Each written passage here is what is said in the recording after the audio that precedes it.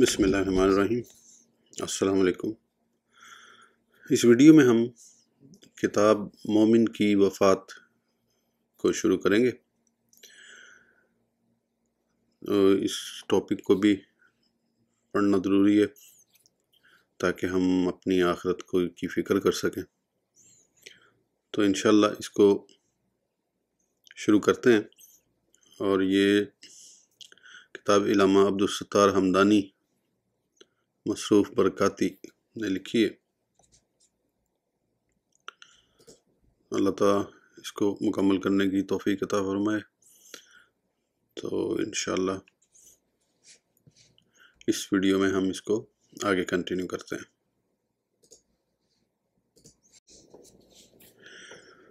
बिस्मिल्लाहिर्रहमानिर्रहीम। नहमदुहु व नसल्ली अला रसूलिहिल करीम।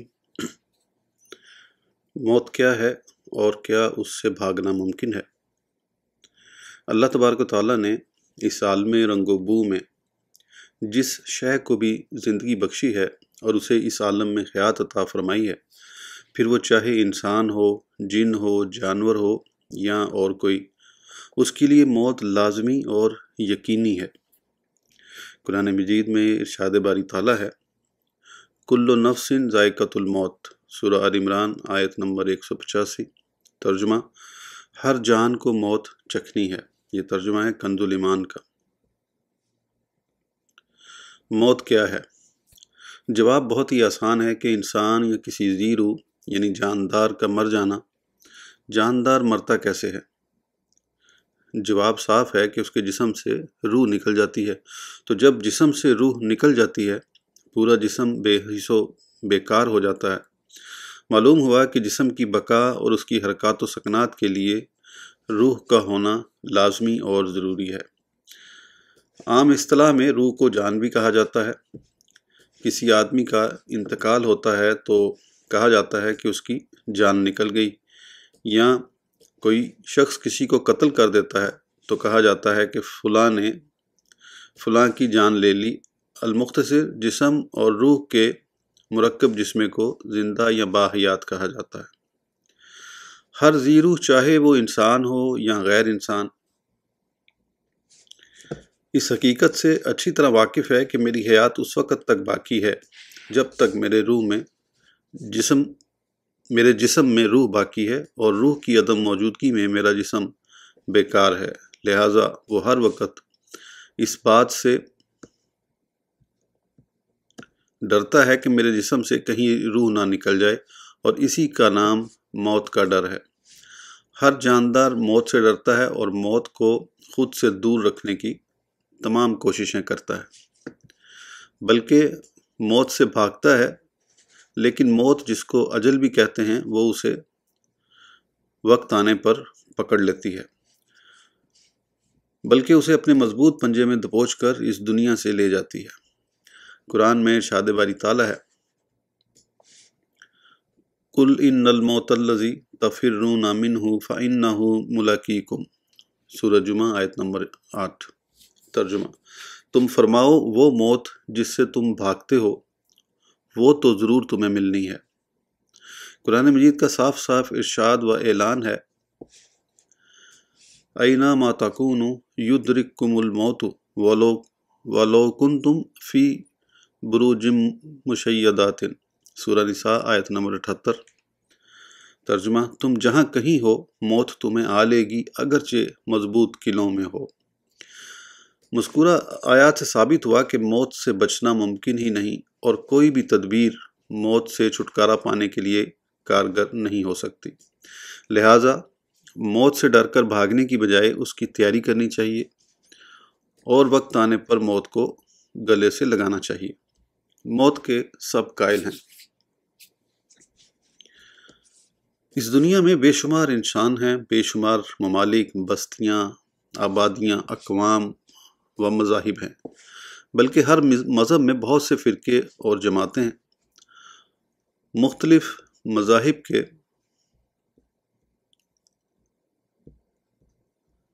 मुतबईन ज़रूर किसी न किसी चीज़ के मुनकिर होते हैं। कोई जन्नत व दोज़ख का मुनकिर है, कोई तकदीर का, कोई मरने के बाद फिर उठने का, कोई हिसाब व किताब और जज़ा व सज़ा का, کوئی فرشتوں کا تو کوئی کلمہ گو ہونے کے باوجود انبیاء کرام اور اولیاء اعظام کی عظمت، خصائص، اختیارات اور کمالات کا منکر ہے، بلکہ خود خالق کائنات کے وجود کا انکار کرنے والی مخلوق بھی اس دھرتی پر پائی جاتی ہے۔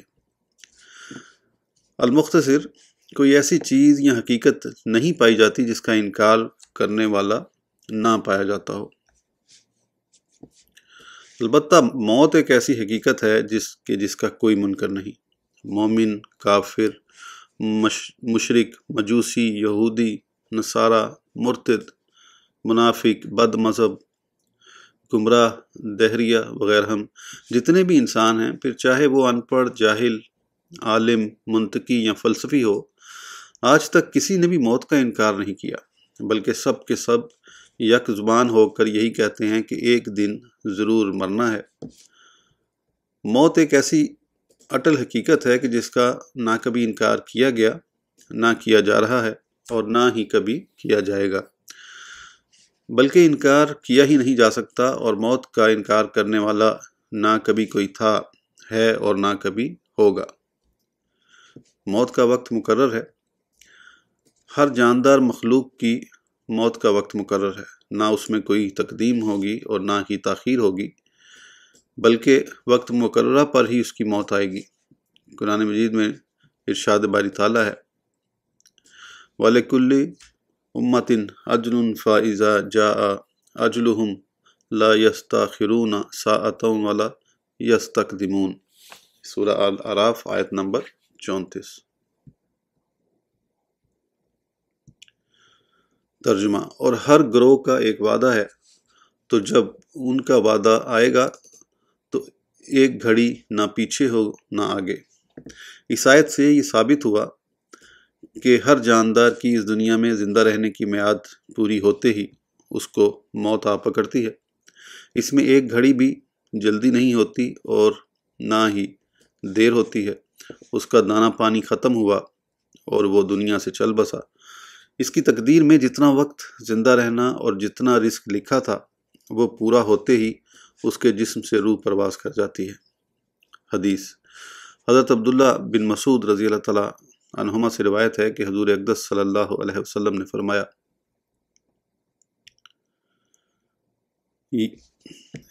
اِنَّ روح القدس نفث فی روعی ان نفسا لن تموت حتی تستکمل رزقہا، یعنی بے شک روح القدس نے میرے باطن میں وحی فرمائی کہ کوئی جاندار نہ مرے گا جب تک وہ اپنا رزق پورا نہ کر لے۔ نیچے پورا عربی میں حوالہ لکھا ہوا ہے۔ حدیث، ابن ابی دنیا اور ابو شیخ کی روایت میں ہے کہ ملک الموت حضرت اسرائیل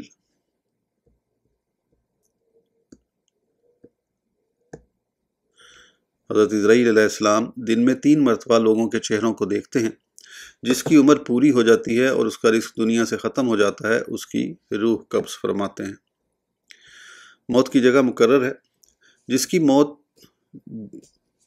جس مقام پر لکھی ہوگی اسی مقام پر اس کی موت آئے گی، چاہے وہ اس مقام سے کتنے ہی دور کے فاصلے پر ہو۔ جب اس کی موت کا وقت آئے گا تو وہ کسی نہ کسی طرح اس مقام پر پہنچ جائے گا جس مقام پر اس کی موت لکھی ہوئی ہے۔ ابن ابی شیبہ نے مصنف میں حضرت حسمہ بن عبد الرحمن رضی اللہ تعالیٰ عنہ سے روایت کی کہ ایک مرتبہ حضرت ملک الموت علیہ السلام سیدنا حضرت سلمان علی نبینا و علیہ الصلوۃ والسلام کی بارگاہ میں آئے اور آپ کے ساتھیوں میں سے ایک شخص کو گھور کر دیکھنے لگے۔ جب حضرت ملک الموت علیہ السلام چلے گئے تو اس شخص نے حضرت سلمان علی نبینا و علیہ الصلوۃ والسلام سے دریافت کیا کہ یہ شخص کون تھے؟ آپ نے فرمایا کہ یہ ملک الموت حضرت اسرائیل علیہ السلام تھے۔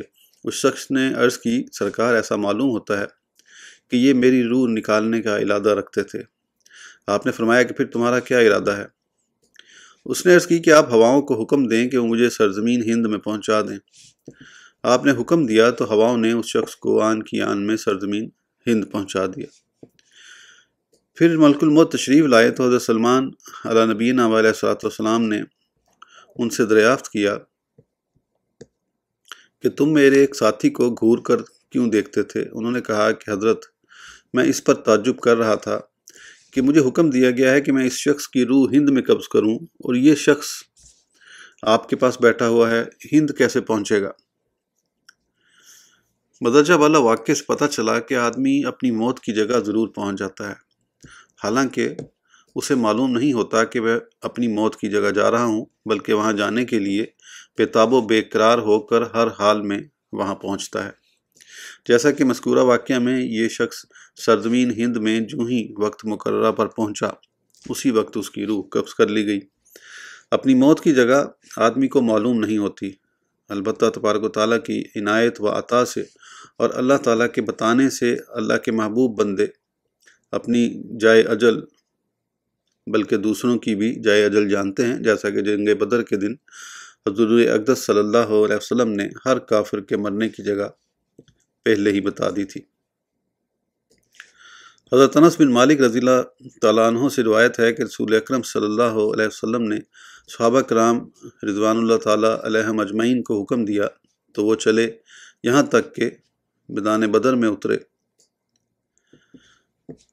یعنی رسول اللہ صلی اللہ علیہ وسلم نے زمین پر جگہ جگہ دست اقدس رکھ کر بتایا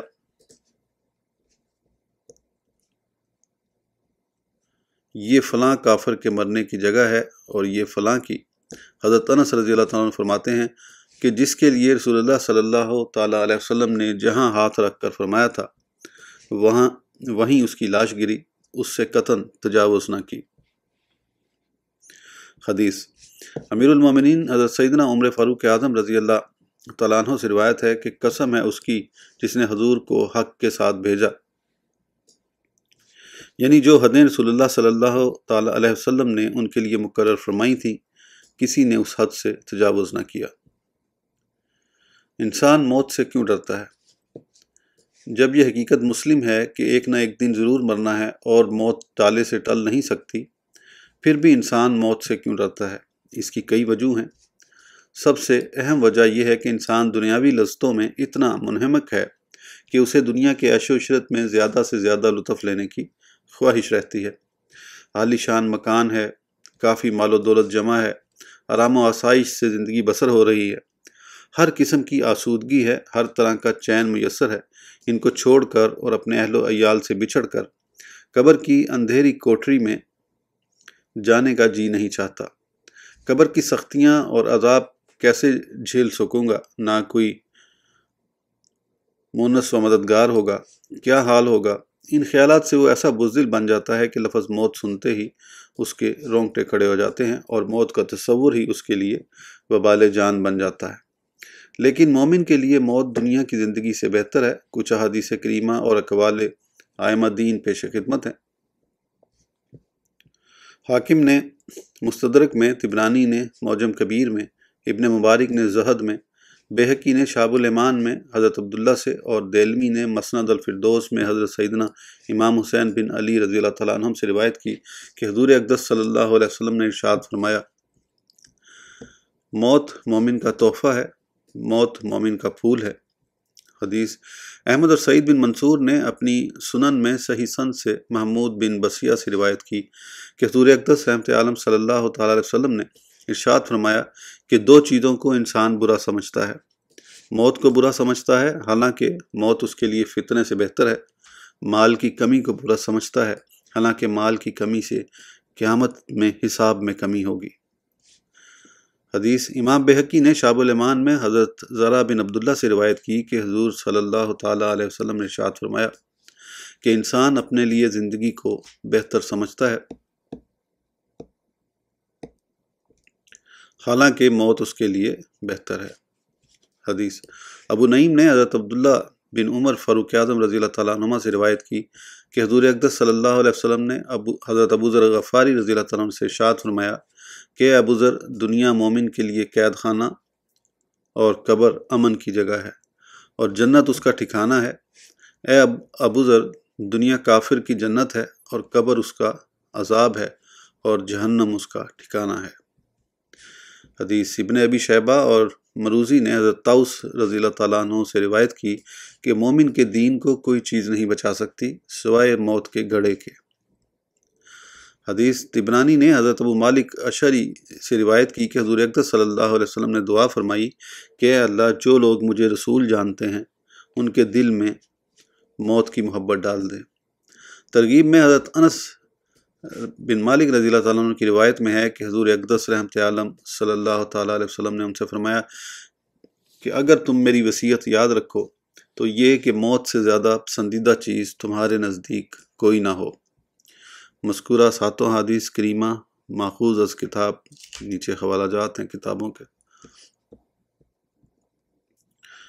اقوال علماء دین، ذیل میں کچھ اقوال ذرعی پیش کیے جاتے ہیں جن سے اندازہ ہوگا کہ صالحین مومنین موت کو کتنا محبوب رکھتے تھے اور موت سے ان کو کیسی رغبت تھی۔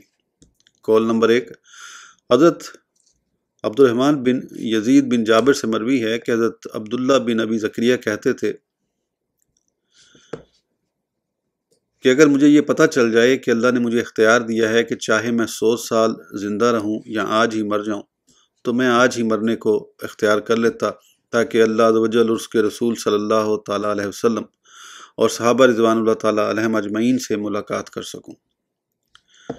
قول نمبر 2، ابن ابی دنیا نے حضرت سفیان سے روایت کی کہ موت عابد کے لیے راحت ہے۔ حضرت حبان بن اسود نے کہا کہ موت ایک پل ہے جو ایک دوست کو دوسرے دوست سے ملانے کا ایک ذریعہ ہے۔ ابن ابی دنیا نے حضرت صفوان بن سلیم سے روایت کی کہ موت دنیا کی تکالیف سے راحت دیتی ہے اگرچہ خود اس میں تکالیف ہیں۔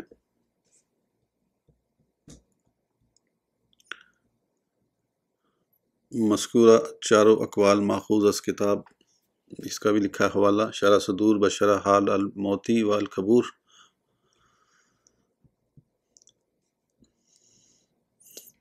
دوسرا باب شروع ہوتا ہے زندگی اور موت۔ یہ انہوں نے پیج آگے ساتھ ساتھ سکین کیے میں۔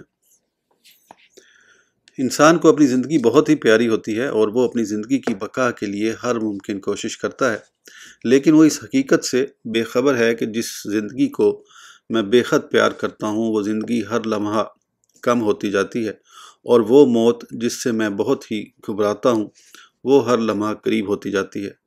کبھی تو اس موت کے بظاہر کچھ بھی آثار نہیں ہوتے، وہ دفتن بھی آ جاتی ہے اور زندگی سے رشتہ منقطع کر کے اپنے آغوش میں لے لیتی ہے۔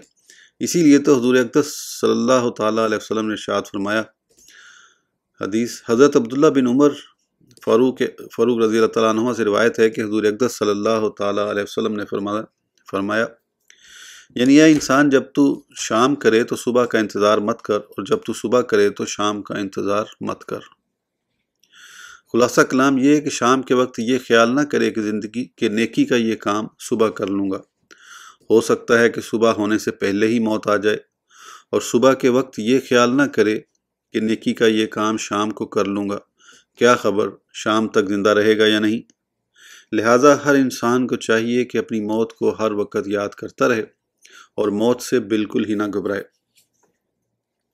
بلکہ ایک سچے مسلمان کی شان یہ ہونی چاہیے کہ وہ ہر وقت موت کے لیے تیار رہے اور اپنی دنیوی زندگی کو شریعت مطہرہ کی پابندی میں بسر کر کے آخرت کے سفر کا توشہ تیار کرتا رہے، بلکہ موت کو ایک دلہن کی طرح گلے لگانے کا حوصلہ رکھے، کیونکہ موت ایک ذریعہ ہے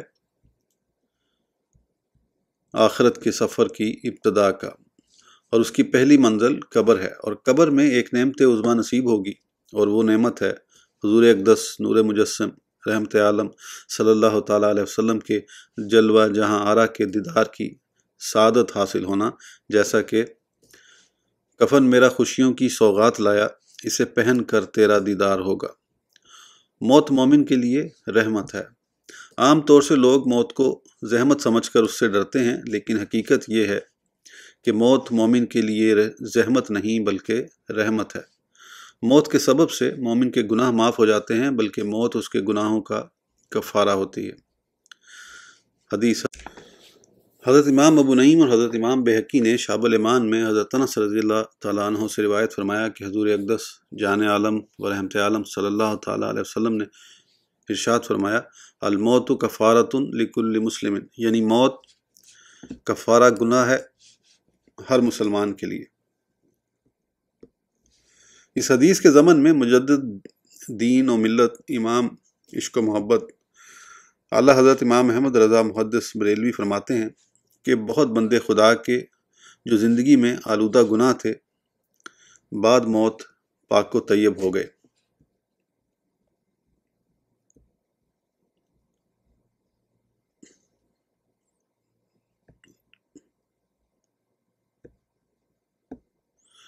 قول امام اجل حافظ الحدیث علامہ جلال الدین سیوطی رضی اللہ تعالیٰ عنہ اس کے ضمن میں فرماتے ہیں، قرطبی نے فرمایا کہ اس کی وجہ یہ ہے کہ مسلمان مرتے وقت جو تکالیف پاتا ہے وہ اس کے گناہوں کے معافی کا سبب بن جاتی ہے۔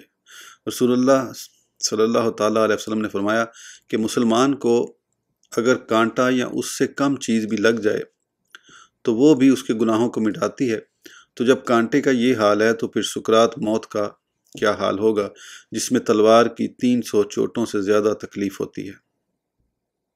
روایت ابن ابی دنیا نے مالک بن مغول سے روایت کی کہ سب سے پہلی چیز خوشی کی جو مومن کو حاصل ہوگی وہ موت ہے، کیونکہ اس میں وہ اللہ کا ثواب اور اس کا کرم دیکھتا ہے۔ روایت حضرت ابو نعیم نے اپنی کتاب حلیہ الاولیاء میں ابن عبدربہ سے روایت کی کہ انہوں نے مکحول سے کہا کہ کیا تم جنت کو پسند کرتے ہو؟ انہوں نے کہا کہ جنت کو کون پسند نہ کرے گا؟ تو انہوں نے فرمایا کہ موت سے محبت کرو، کیونکہ جنت کو مرے بغیر نہیں دیکھ سکتے۔ حدیث امام ابن ماجہ نے ام المومنین محبوب رب العالمین سیدتنا عائشہ صدیقہ رضی اللہ تعالیٰ عنہ سے روایت کی کہ حضور اقدس رحمت عالم صلی اللہ تعالیٰ علیہ وسلم نے ارشاد فرمایا کہ مومن کو ہر چیز میں ثواب ملتا ہے، یہاں تک کہ موت کے وقت جو تکلیف ہوتی ہے اس میں بھی۔ موت کی یاد اور تیاری موت سے کبھی بھی غافل نہیں ہونا چاہیے، بلکہ ہر وقت موت کو یاد کر کے اس کی تیاری میں رہنا چاہیے۔ دنیا کی زندگی تو ایک مسافر کی طرح ہونی چاہیے، جس طرح مسافر اپنے سفر کے مقام کو چھوڑ کر اپنے وطن کی طرف لوٹتا ہے، اسی طرح دنیا کو مقام سفر سمجھ کر اپنے وطن یعنی آخرت کو ہر وقت پیش نظر رکھنا چاہیے۔ ایک دن ضرور یہاں سے کوچ کر کے چلے جانا ہے، لیکن لہٰذا جہاں جانا ہے وہاں اچھا توشہ ساتھ لے کر جانا ہے، یہی کوشش ہر وقت کرنی چاہیے۔ حضور اقدس رحمت عالم صلی اللہ تعالیٰ علیہ وسلم نے حضرت عبداللہ بن عمر فاروق اعظم رضی اللہ تعالیٰ عنہما سے فرمایا کہ دنیا میں ایسے رہو جیسے مسافر بلکہ راہ چلتا۔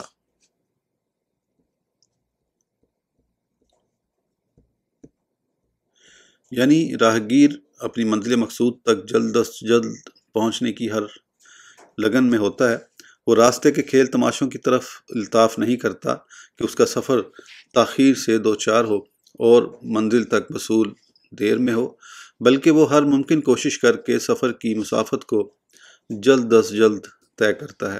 اسی طرح ہر مومن کو چاہیے کہ وہ دنیا کی محبت میں نہ الجھے اور نہ ہی دنیوی معاملات میں اس طرح پھنسے کہ دنیا کے تعلقات اسے منزل مقصود تک پہنچنے میں آڑ بنے۔ لہذا موت کو ہر وقت یاد کرنا چاہیے۔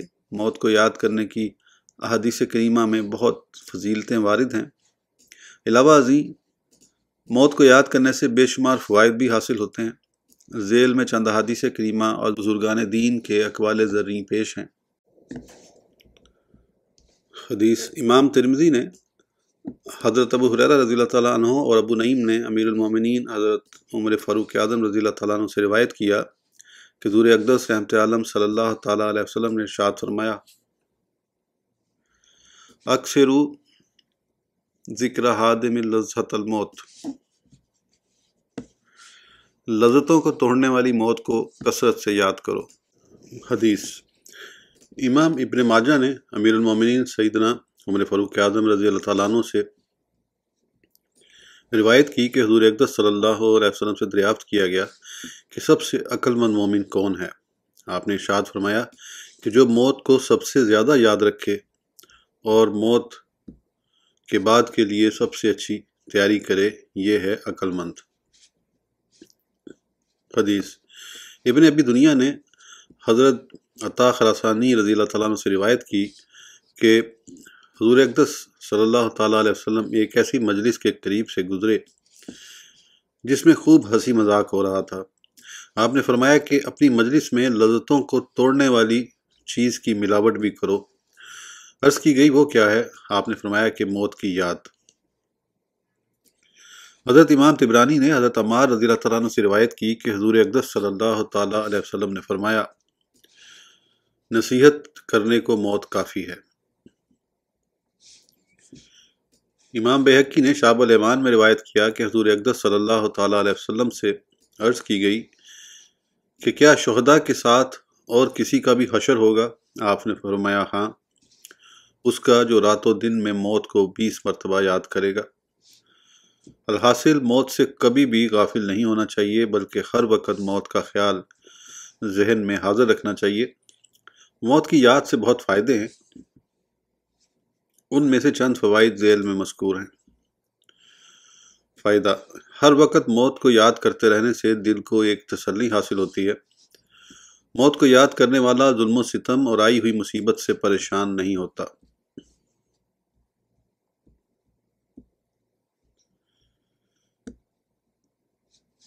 موت کی یاد سے دنیاوی تفکرات دور ہو جاتے ہیں۔ غم، رنج، مصیبت اور دیگر تفکرات سے آدمی غمگین نہیں ہوتا، بلکہ اسے ایک قسم کا قلبی سکون ہر وقت میسر ہوتا ہے۔ موت کو ہر وقت یاد رکھنے والا کسی سے بھی نہیں ڈرتا۔ انسان کو سب سے بڑا ڈر موت ہی کا ہوتا ہے۔ موت کے مقابلے میں تمام مصیبتیں کوئی حیثیت نہیں رکھتی۔ جب وہ موت سے نڈر ہو جائے گا اور موت کو یاد کرتا رہے گا تو وہ کبھی بھی دنیاوی مصائب سے خوفزدہ نہیں ہوگا۔ موت کی یاد سے نیکیوں کی ترغیب اور گناہوں سے بچنے کی عادت خود بخود پیدا ہو جاتی ہے، کیونکہ جب انسان کو یہ یقین ہو جاتا ہے کہ موت ضرور آنی ہے اور مرنے کے بعد ایک دیگر جہان میں جانا ہے اور اس جہان میں نیکیوں کا اچھا بدلہ اور انعام حاصل ہوگا اور گناہوں کا برا انجام اور سزا دی جائے گی، تو وہ ہر وقت نیک کام کرنے کی اور گناہوں سے بچنے کی کوشش کرتا رہے گا۔ توبہ کی توفیق جلدی نصیب ہوگی، دل میں قناعت ہوگی اور عبادت میں لذت اور خوشی حاصل ہوگی۔ خدا کا خوف ہر وقت غالب رہے گا، دنیا کی رغبت کم ہو جائے گی اور دل سے دنیا اور دنیا کے عیش و آرام کی محبت کم ہو جائے گی۔ نقطہ: موت سے ڈرنے اور دنیا کی محبت میں گرفتار ہونے سے بزدلی پیدا ہوتی ہے۔ نتیجتاً رعب و دبدبہ ختم ہو جاتا ہے، دشمن غالب ہو جاتا ہے۔ ایک حدیث شریف میں ہے، حضرت ثوبان رضی اللہ تعالیٰ عنہ سے مروی ہے کہ حضور اکرم صلی اللہ تعالیٰ علیہ وسلم نے ارشاد فرمایا کہ ان قریب تم مختلف گروہوں کو ایسی دعوت دی جائے گی جیسے ایک برتن پر جمع ہو کر کھانے والوں کو دعوت دی جاتی ہے، یعنی تم پر حملہ کرنے کے لیے اور تم کو نیست و نابود کرنے کے لیے مختلف گروہوں کے لوگوں کو جمع کیا جائے گا اور وہ تمام گروہ جمع ہو کر تم کو ختم کرنے آئیں گے۔ اس ارشاد عالی صلی اللہ تعالیٰ علیہ وسلم پر ایک شخص نے عرض کیا، یا رسول اللہ، کیا اس وقت ہم کم تعداد میں ہوں گے؟ ارشاد فرمایا، نہیں، بلکہ اس وقت تم کثیر تعداد میں ہوگے، لیکن تم جھاگ کی طرح ہوگے۔ اللہ تعالیٰ تمہارے دشمنوں کے دلوں سے تمہارا رعب و دبدبہ نکال دے گا اور دلوں میں دہن یعنی کمزوری ڈال دے گا۔ ایک صحابی نے بارگاہ رسالت صلی اللہ تعالیٰ علیہ وسلم میں عرض کیا کہ دہن کیا چیز ہے؟ وہن کیا چیز ہے؟ ارشاد فرمایا کہ دنیا کی محبت اور موت کو ناپسند کرنا، یعنی موت سے ڈرنا۔ مدرجہ بالا ارشاد علی صلی اللہ تعالیٰ علیہ وسلم سے قوم مسلم کے حالات حاضرہ کا موازنہ کریں۔ آج یہ عالم ہے کہ دشمنان اسلام گروہ در گروہ جمع ہو کر مسلمانوں پر حملہ آور ہوتے ہیں۔ ہزاروں کی تعداد میں ظالم اور جفا کش عناصر مجموعی طور پر مسلمانوں کے مکانوں پر حملہ آور ہوتے ہیں، انہیں زندہ جلاتے ہیں، عورتوں کی عصمت دری کرتے ہیں اور چھوٹے چھوٹے بچوں کو تخے تیغ کرتے ہیں۔ اور ہماری قوم کا یہ حال ہے کہ ہم کروڑوں کی تعداد میں ہونے کے باوجود بھی گاجر اور مولی کی طرح کاٹ کر پھینک دیے جاتے ہیں۔ یہ صرف اس وجہ سے ہے کہ ہمارے دشمنوں کے دلوں سے ہمارا رعب و دبدبہ جاتا رہا ہے، اور اس کا سبب صرف یہی ہے کہ ہم دنیا کی محبت میں غرق ہو چکے ہیں اور موت سے ڈرنے لگے ہیں۔ آج کی ویڈیو کے لیے اتنا ہی، پھر انشاءاللہ اگلی ویڈیو میں آگے کنٹینیو کریں گے. اس وقت تک کے لیے اجازت دیجیے. سبسکرائب کرنا نہ بھولیں. اللہ حافظ.